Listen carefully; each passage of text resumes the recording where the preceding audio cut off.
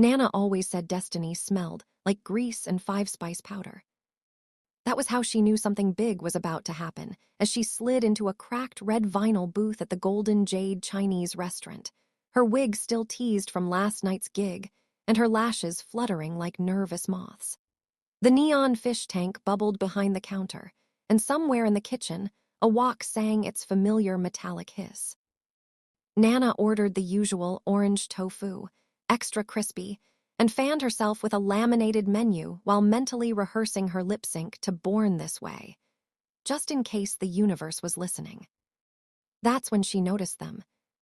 At the booth across from her sat two drag queens who looked like they'd stepped out of entirely different fantasies and somehow landed in the same takeout joint.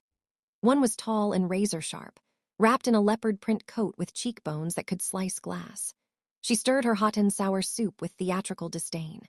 The other was round, glittery, and pink from head to toe, her bubblegum wig piled high like a cotton candy dream gone rogue, laughing so loudly that the fortune cookies trembled. Nana caught their eyes in the universal drag language way. A raised brow, a slow smile, a silent "I see you, diva." "Okay, but tell me why you're starring like you wanna borrow my contour brush," the leopard print queen said, swiveling toward Nana. "Only if you promise not to sue when I don't give it back," Nana replied, sliding out of her booth and into theirs without waiting for permission. Introductions happened between bites of noodles. The leopard queen was Velma Voltage, known for death drops and emotional unavailability.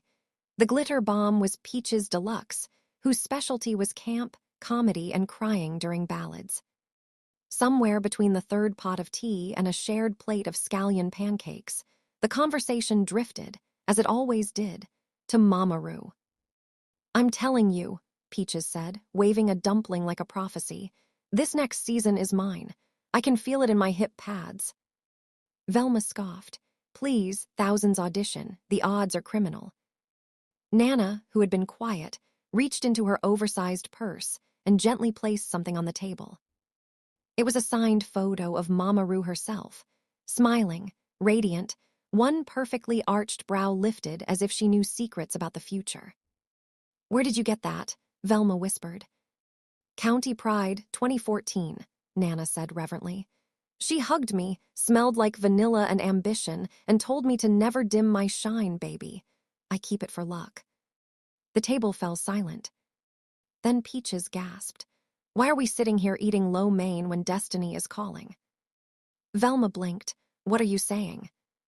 "I'm saying," Peaches said, slamming down a fist, "we get in a car, right now, we audition." Nana's heart skipped. "Tonight." "The audition city is 3 states away," Velma said slowly. Nana picked up the photo, kissed it, and tucked it safely back into her purse. Mama Ru didn't raise a quitter. An hour later, the three of them were barreling down the highway in Peaches' ancient sedan, wigs secured, lashes packed, and nerves buzzing louder than the radio. Velma drove like she was fleeing the law. Peaches curated a playlist of gay anthems and sang all of them at full volume. Nana sat in the backseat, holding the signed photo like a talisman, whispering affirmations into the night. They didn't know what would happen at the audition. They didn't know if they'd make it. They didn't even know if the car would survive the trip.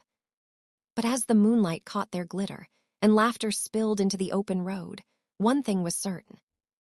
This was the beginning of something legendary. And somewhere, Mama Ru was probably smiling. The car coughed like a chain-smoking lounge singer and rolled to a graceful, tragic stop on the side of a 2-lane road that looked like it hadn't been updated since disco died.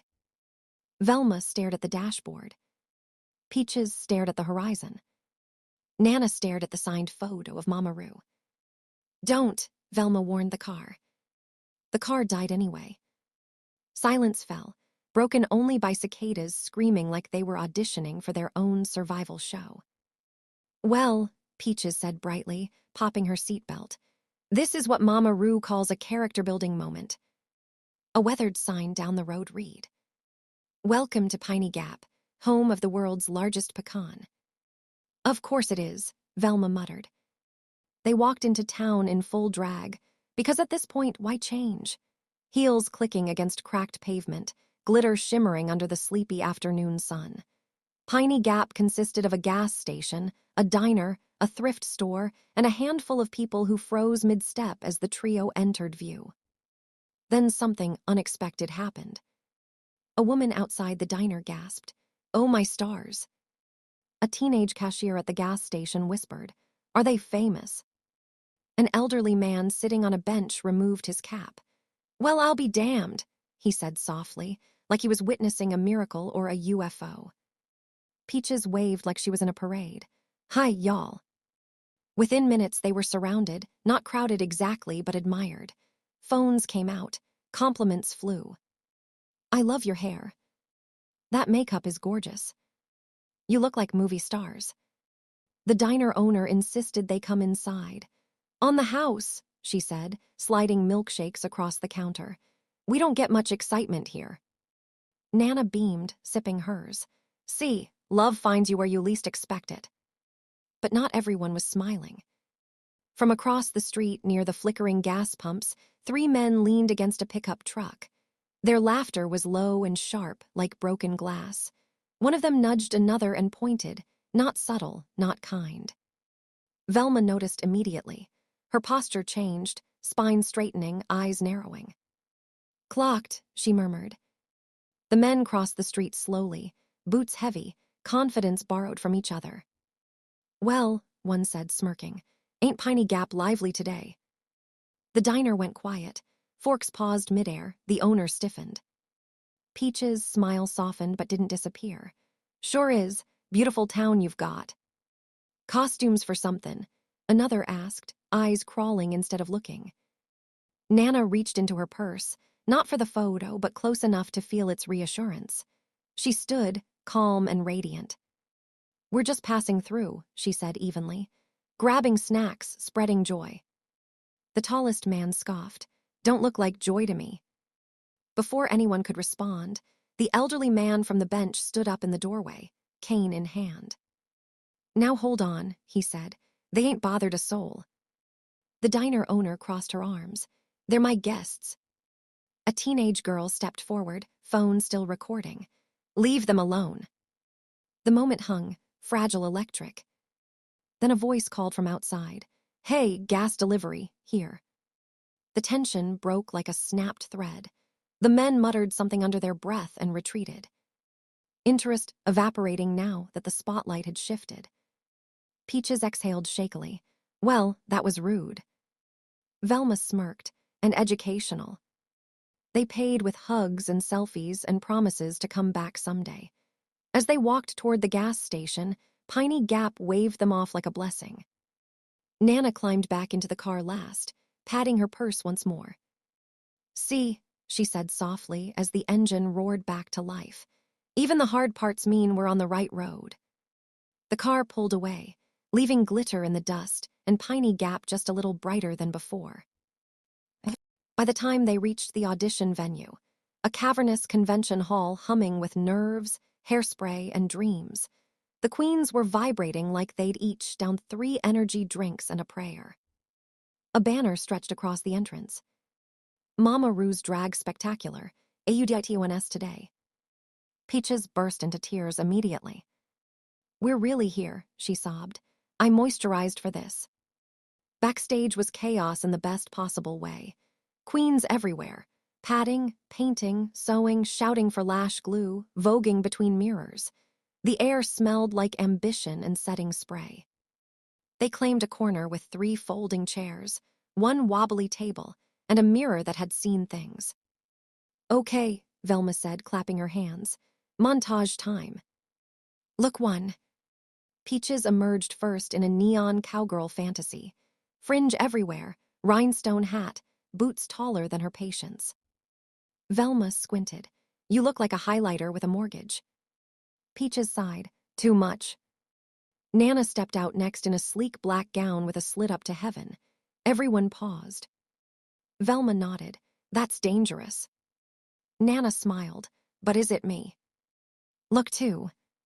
Velma tried a futuristic vinyl catsuit with chrome accents and shoulder pads sharp enough to file taxes. Peaches gasped. You look like you're about to arrest someone for demonstrating too hard. Velma frowned at herself. I do like the authority, though.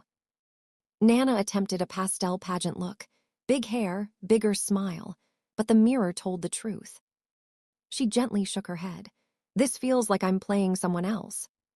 She reached into her bag and touched the signed photo of Mama Roo, grounding herself. Look 3. Chaos ensued. Peaches spun in a campy fruit-themed look, bananas on her hips. Velma tested a dramatic blood-red gown and practiced turns like she was already on stage. Nana tried on wigs, blonde, black, blue, until finally she stopped. She changed into a look that felt right, a rich jewel-toned ensemble that hugged her just so, elegant but playful, powerful without trying too hard.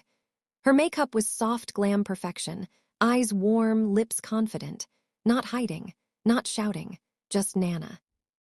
The 3 of them stared at her reflection. Velma broke the silence first. That's the one. Peaches nodded, teary again. That's the girl Mama Roo hugs after saying something profound. Nana laughed, heart pounding. Then I guess this is it. A production assistant's voice echoed through the backstage area. Next up, Nana Boo Boo. The room seemed to shrink. Nana picked up the photo one last time, kissed it, and tucked it safely away. She stood, smoothed her outfit, and took a deep breath as the curtain ahead of her rustled. Velma squeezed her hand. Show them. Peaches whispered, no matter what happens, we did this. Nana smiled, stepped forward, and the lights began to rise. Thank you, Mama Roo, she said to herself in a whisper. And just before she crossed onto the stage, the music cued.